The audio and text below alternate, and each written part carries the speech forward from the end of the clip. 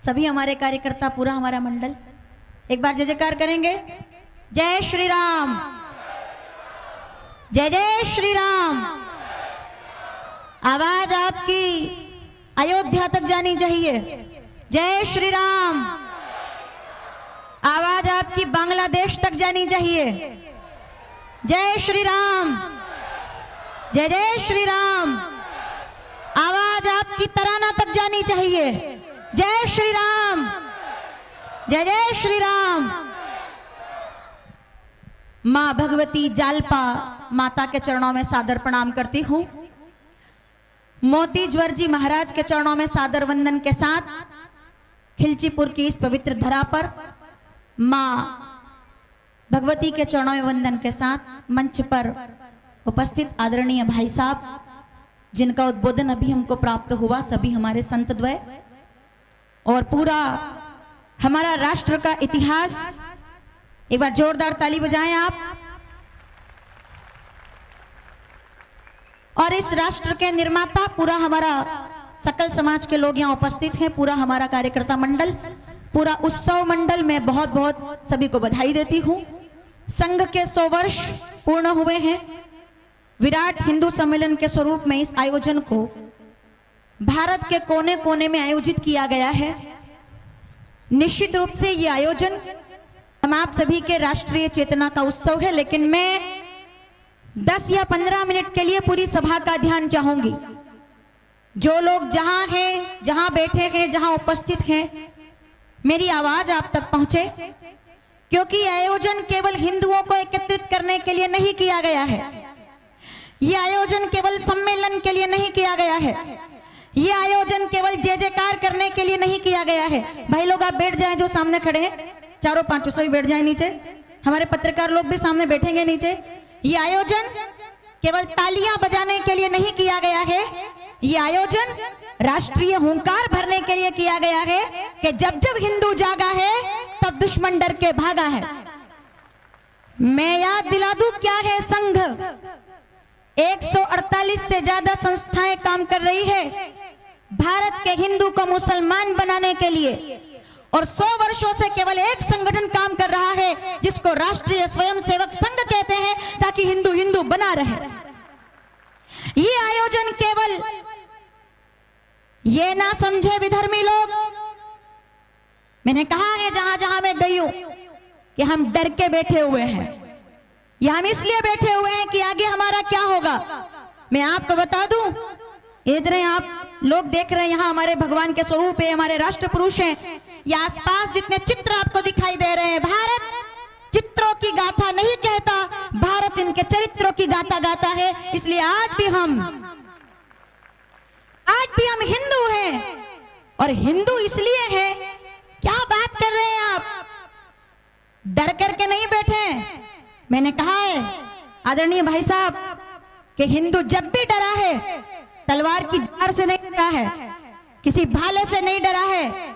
हिंदू अगर डरा भी है, धुरंधर मूवी शायद आप लोगों ने देखी होगी, बच्चों ने धुरंधर देखी होगी, उसमें एक डायलॉग आता है कि हिंदू बड़ी डरपोक कौम है। भाई साहब वो कहता है पाकिस्तान के लियारी में कि हिंदू डरपोक कौम है। तो मैं खिलचीपुर के मंच से कहना चाहूंगी, हाँ हिंदू डरता है, पर वो तलवार की धार से नहीं डरता, वो अपने मोटरसाइकिल के पहिए में गिलेरी के मर जाने से डर जाता है। क्योंकि हम वो लोग हैं जो कभी किसी को पीड़ा नहीं देते। हम वो लोग हैं। इस मंच का आधार 3 चीजें हैं, क्योंकि इसके पहले मैं सारंगपुर जीरापुर में भी आई हूं। हर मंच की अपनी एक नई प्रेरणा होती है। इस मंच के 3 आधार हैं। एक तरफ राम है, बीच में गोविंद है, और एक तरफ हमारा शस्त्र रखा हुआ है। इसे केवल एक गदा मत समझिएगा, इसे भारतवर्ष के सभी विधर्मी इस बात को समझ करके चले कि पहले हम किसी को छेड़ते नहीं है, और अगर कोई हमें छेड़े तो फिर हम उसे छोड़ते नहीं है। और जो वंदे मातरम का गायक नहीं है, पूरा आप करेंगे।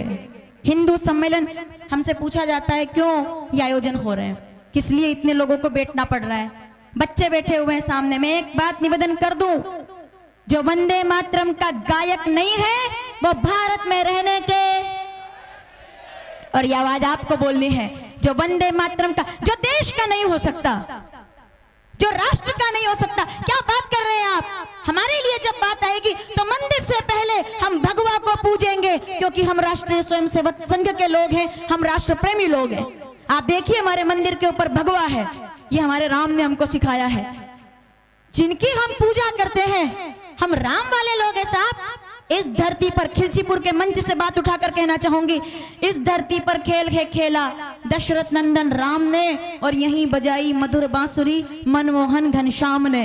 जब जरूरत पड़ती है तो वो शबरी के झूठे बेर भी खाते हैं, वो केवट की नाव में बैठते हैं, और जब जरूरत रावण के सामने पड़ जाए तो वो धनुष भी उठाना जानते हैं, क्योंकि इस देश में शास्त्र और शस्त्र हिंदुत्व को बचाने का एकमात्र सहारा है। डाइनिंग टेबल पर बैठे हुए पढ़े लिखे लोग अपने बच्चों को बताते हैं कि हिंदू गुलाम रहा है। मैं ठीक बोलूं तो समर्थन मिले मुझे। हिंदू को गुलाम बनाने की ताकत किसी के बाप में नहीं है कि कोई हिंदू को गुलाम बना सके। 1400 साल से इनकी छाती पर बैठा हुआ है, उसको हिंदू कहते हैं। कोई एक शासक आया है क्या? मुगलों की बात है, केवल मंगोलों की बात है, पारसियों की बात है, फ्रांसीसियों की बात है।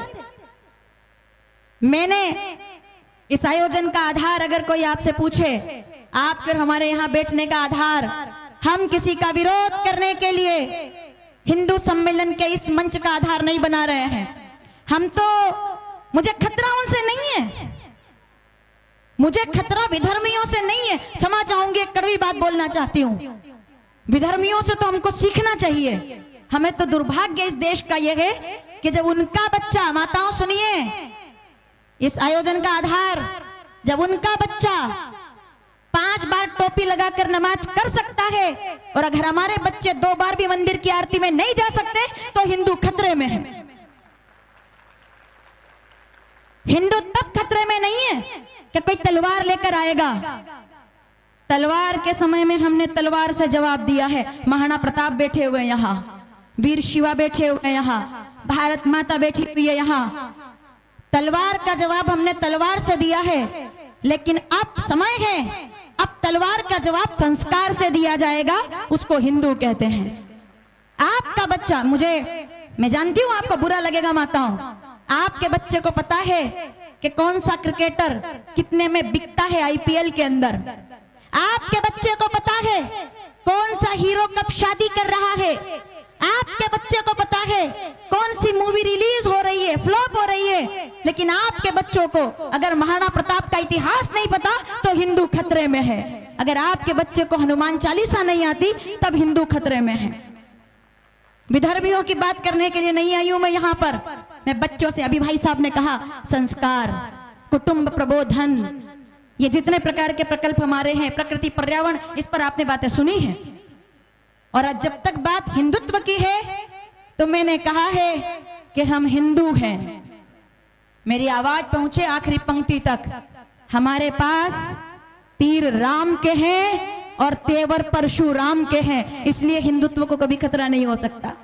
हम तीर वाले भी हैं, हम तलवार वाले भी हैं, और इस आयोजन का आधार है ये। और जब बात करते हैं भारत की, एक बार जय जयकार कीजिए, भारत माता की। और इस जय जयकार का कारण क्या है? मैंने अक्सर कहा है जहां जहां आयोजन हुए हैं, ये देश डरेगा क्या? हिंदू डरेगा? आंख में अंगारे लेके बैठे हुए हैं लोग जो सामने बैठे हुए हैं। ये जीजाबाई का देश, हम डरेंगे? मैंने तो हिंदू सम्मेलन के मंचों से कहा आदरणीय भाई साहब कि जितना तेल, मैं फिर दोहराना चाहूंगी, पीछे तक के बैठे लोग सावधान, परिचय देना अपने देश का। जितना तेल पाकिस्तान और बांग्लादेश के लोग मिलकर खाते हैं, उतना तेल तो खिलचीपुर के लोग नवरात्रि के दियों में जला दिया करते हैं। और जितना बारूद पाकिस्तान पूरी दुनिया में दहशत मचाने के लिए इस्तेमाल करता है, उतना बारूद तो राजगढ़ जिले के बच्चे वाली के फटाकों में जला दिया करते हैं। क्योंकि मैं राजगढ़ जिले की भानेज हूं, मेरा आपसे रिश्ता पुराना है, तो मैंने इधर बात की है। जरूरत पड़ेगी, जो जजिया के सामने नहीं हारे, आज की बात है क्या? जो जिहाद के सामने नहीं हारे, जो तलवार के सामने नहीं हारे, वो हिंदू डरेगा। माताओं, अब मैं आपसे बात करना चाहती हूँ, मैं बात करना चाहती हूँ इस क्षेत्र की बेटियों से, माताओं से, और समर्थन मिले मुझे आपका। जो उधर के लोग बैठे हुए हैं वो तलवार से जीतेंगे, वो हथियार से जीतेंगे, लेकिन अगर बात मैं आपसे करूं तो आप हमें अपने संस्कार से मत हारने देना, तब हिंदुत्व का संरक्षण होगा। संस्कार, तलवार वो संभालेंगे, संस्कार आप संभालना, क्योंकि भारत की बेटियां हैं यहाँ। एक बार ताली बजाइए उन बच्चियों के लिए जो काली बनी हुई थी, कि इन्हें ना समझो भोली भाली, ये हैं दुर्गा देवी काली, रण में क्रांति मचा देगी और सोया देश। जितनी बच्चियां यहाँ जिस स्वरूप में भी हमने दर्शन किया है, मैं भारत की बेटियों से कहूंगी कि पापा की परी नहीं, अपने पिता की शेरनी बनकर के आना, तब हिंदुत्व का संरक्षण होगा। लाओ जिहाद, ताकत ना हो किसी भी धर्म की कि आपकी तरफ आंख भी उठा करके देख सके। हम दुर्गा वाले हैं, हम बुरखा वाले नहीं हैं। जिस दिन आपकी चेतना ये जाग जाए, इन आयोजनों का आधार है ये, आपके और हमारे इस सम्मेलन का आधार है ये गदा। भाई साहब, अभी हमारे आदरणीय पत्रकार जी ने मुझसे पूछा कि इस आयोजन का उद्देश्य क्या है, तो मैंने कहा राम मंदिर बन चुका है, जय श्री राम। इस आयोजन का आधार मंदिर बनाना बड़ी बात नहीं है, वो तो हमारे आधार है। अब मंदिरों को बचाने के लिए बच्चों को तैयार करना है, इसलिए आयोजन हो रहे हैं कि मंदिर बचेंगे कैसे। नालंदा जलाया गया, क्या बात कर रहे हैं आप? हम क्या यहाँ तालियां बजाने के लिए बैठे हुए हैं? क्या हम यहाँ केवल सम्मेलन के लिए आए हुए हैं? क्या हम यहाँ केवल भीड़ इकट्ठी कर रहे हैं? नालंदा जलाया गया, सोमनाथ तोड़ा गया, मथुरा में छाती पर बैठे हुए लोग। तब मैं हुंकार भर के कहना चाहूंगी, तुम मंदिर तोड़ सकते हो, तुम नालंदा जला सकते हो, पर तुम हमारी सभ्यता कभी नहीं मिटा सकते। सभ्यता आज भी यहाँ बैठी हुई है, ये हमारी सभ्यता है। मंदिर तोड़ने वालों ने मंदिर तोड़े, पर वो संस्कार नहीं तोड़ पाए। इसलिए हम 1400 साल से, इसीलिए हम इस संघर्ष को, और कितने वर्षों से इस संघर्ष को लेकर के जी रहे हैं। पत्रकार जी ने एक और अच्छी बात पूछी थी मुझसे। भाई साहब ने अभी कहा कि जो यहाँ के हिंदू है, जब वो यहाँ से जाएंगे तो हिंदू भाइयों को बताएंगे कि क्या उद्देश्य रहा है, क्या आयोजन रहा है। मैं अपनी बात शायद ये कह करके पूरी कर दूं। युवा भाई बैठे हुए हैं, और मैंने हर जगह ये बात कही है, जब आप इस पंडाल से बाहर निकलेंगे तो आपका ही कोई दोस्त, क्योंकि हम तो सामाजिक लोग हैं, हर तरह के लोग हमसे मिलते हैं, कोई चाय की दुकान पर बैठा हुआ आपका दोस्त, 5 समय नमाज करने वाला आपका दोस्त, सुनना पीछे तक के लोग, इसके बाद मैं अपना उद्बोधन पूरा करूंगी। आप जब इस सम्मेलन से निकलेंगे तो आपका दोस्त आपसे पूछेगा कि क्या क्या कहा तुम्हारे सम्मेलन में। चाय की दुकान वाला आपसे पूछेगा आज क्या हुआ तुम्हारे सम्मेलन में। पंचर की दुकान वाला पूछेगा कि क्या हुआ तुम्हारे सम्मेलन में। तो यह जवाब दीजिएगा मेरी तरफ से, हिंदुओं की बात नहीं है कि उनको क्या जाके बताना है, आपके विधर्मी दोस्त को जाकर बताना कि हिंदू सम्मेलन में क्या बात हुई। क्योंकि हम कोई तबलीगी जमात लेकर नहीं बैठे हुए हैं कि अंदर क्या चल रहा है किसी को पता ना चले। हम आरएसएस में बैठे हुए हैं, राष्ट्रीय स्वयंसेवक संघ में बैठे हुए हैं। 100 साल हुए हैं हिंदू संगठन को, और 1926 में बना था तबलीगी जमात। और दुर्भाग्य की बात है, कई लोगों को नाम भी पता नहीं होगा, भोपाल में 12 लाख लोग इकट्ठे हुए थे तबलीगी जमात के, जिनका काम है केवल जिहाद करना।